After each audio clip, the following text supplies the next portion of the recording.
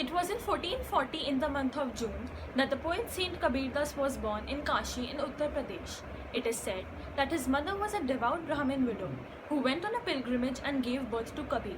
But to escape dishonor as she was not married, she abandoned him.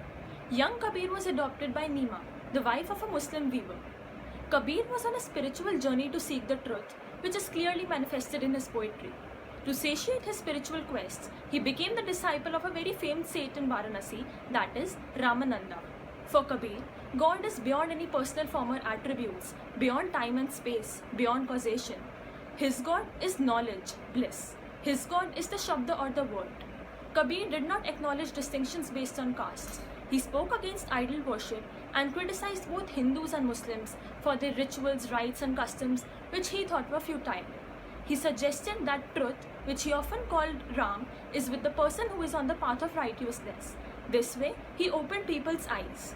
His poetry is a mixture of Awadhi, Braj, and Bhojpuri, and his poems are written in a simple language. Yet, they are difficult to understand because they are interspersed with complicated symbolism. It is said that after his death, there arose a conflict between Hindus who wanted to cremate his body and Muslims who wanted to bury it. In a moment of miracle, his body disappeared and flowers appeared beneath the shroud, half of which were cremated at Kashi and the other half buried at Magar. जाति न पूछो साधु की, पूछ लीजिए ज्ञान, मोल करो तलवार का, पढ़ा रहन दो म्यान. That is, never judge a person on the basis of his or her caste. Rather, look at his abilities and his intelligence. This can be applied in Saint Kabir's life as well, because he wasn't born somebody special, but he grew up to be one of the most respected philosophers and reformers till date. This was Mahika Gupta, Class 11, Humanities, St. Mark's Girls Senior Secondary School, researched from India Culture Portal. Thank you.